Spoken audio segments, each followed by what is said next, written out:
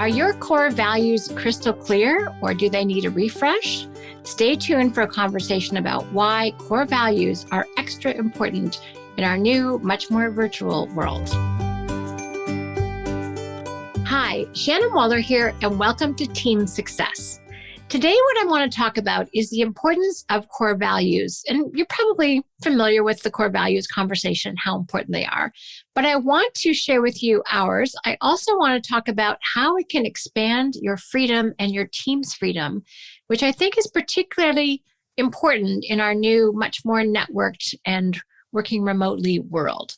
So let's talk about what core values are, first of all. So core values are the things that everyone can default to, the things that how you know how to behave. They're actually really good core values are amazing coaches for situations where people wondering, what should I do in this situation? And your core values, if they're clearly articulated and shared and posted and all those other good things, people go, oh, that's what I should do. If one of your core values is always take care of the customer or client first, then that's exactly what people will do. If you have a different core value, then they'll make a different decision based on that. And this is one of the areas of freedom. This is one of the reasons why you want to have really great, well-defined, aligned upon core values, is because it frees you up from having to be the go-to person for making all the decisions. So when you have really great, and again, well-articulated core values, it actually allows people to make decisions when you're not there. So if you aspire to what we aspire to at Coach all the time, which is to have a self-managing company, core values are an absolutely essential part of this process. I mean, then people know what to do when you're not there. And we're hoping that you choose not to be there, whether it to be for free days or some new expansion opportunity for your company. You know, if they're like, what should I do in this situation? What should I do in that situation? Oh, I don't know what to do here. Tell me what to do. You are stuck. You are not getting freed up. So again, if you have not engaged in this process, please do so. I just want to share an experience that we've had. So we've had as many as, I think it was 15 core values at one point, which by the way, is a lot. No one had them memorized. To my mind, the core values, as far as I'm concerned, we actually looked at doing a core values exercise. I'm like, isn't it obvious? I had a total attitude about it. Well, it turns out it wasn't, especially to people who hadn't been there as long as I had. And with our work with EOS, which is Entrepreneurial Operating System, created by our great friend and client, Gina Wickman, we did a process where we simplified our core values. And then we just recently reorganized them, or at least my great colleague Kathy did, into a really easily remembered acronym, which is PAGE. We all want to be on the same page. So ours are P is positive and collaborative teamwork. A is alert, curious, responsive, and resourceful. G stands for growth and results, really focusing on that. And E is to always provide an excellent first-class experience. So if people have a question, is like, should I be in teamwork this way and it's not positive and collaborative? The answer is no, you need to be positive and collaborative.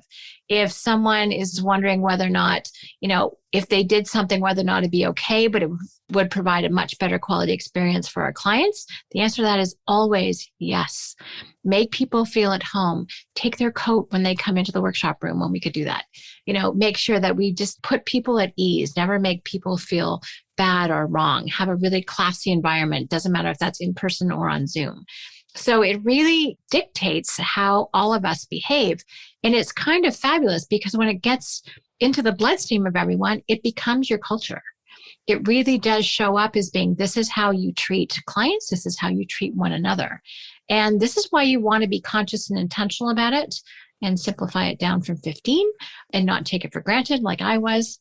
You want to make it really, really explicit. So EOS has a great process. There's other processes as well.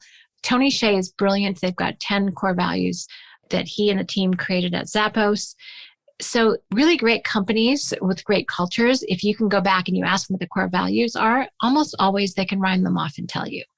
And they'll give you examples of that. And one of the ways you want to put your core values into action is to both hire for core values. You want to coach people's growth on core values. You also, to really make sure that they are ingrained in your company culture, you need to be willing to fire on the core values as well.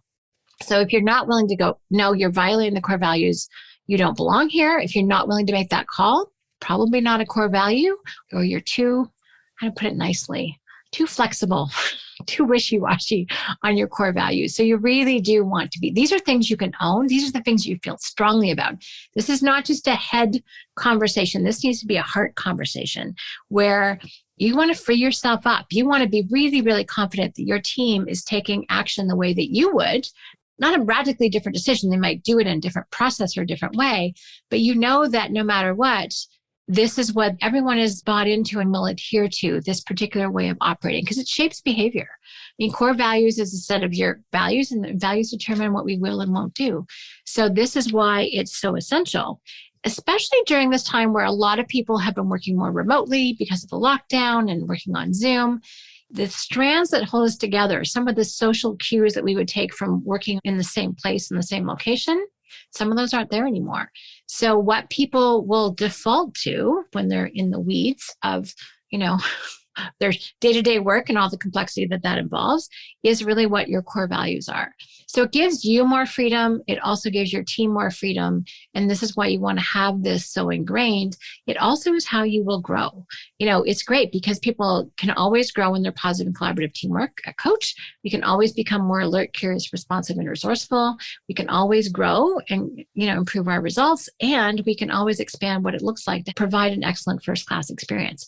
That to me is not only confirming what our standards are, it actually gives a growth path, which I think is exciting. I want to get better at all of those things. And I want to work with other people who also want to get better at those things. That's who I want to play in the sandbox with. And when someone doesn't do that, it's kind of weird and shocking. And it's like, okay, are you having a bad day or is this your normal? Because if it's your normal, this may not be the right home for you. This may not be the right work environment for you. So I think, especially working remotely, these are sort of strands of connection that will hold people together when they're not physically together. So again, another reason why, during the lockdown, if you haven't already, really work to figure out what your company's core values are. So one last quote I kind of want to throw at you, and this comes from Chris Voss, who's an amazing human being, incredible wisdom about conversations, about listening, and he was the top FBI hostage negotiator. If you've not read his book, Never Split the Difference, please run and buy it. Listen to the Audible. It's amazing.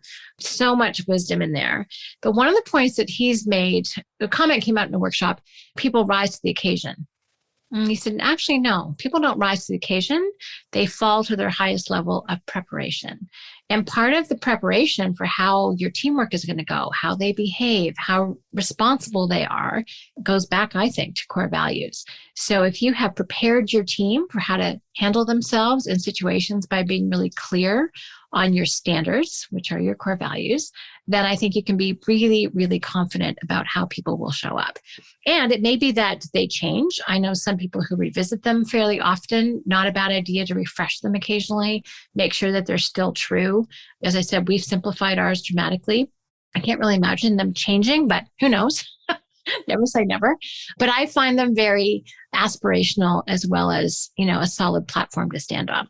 So I hope this is clarified. If you've got really great core values and you feel really confident about them, I hope this has given you some more insight into just how useful they are and how important it is to bring them up regularly in conversation, to have them be part of people's growth plan meetings, to bring it up in your hiring conversation, and if appropriate, to let people know when their behavior is not in alignment with that. And that is actually grounds for firing. I think that is completely important and relevant thing to do.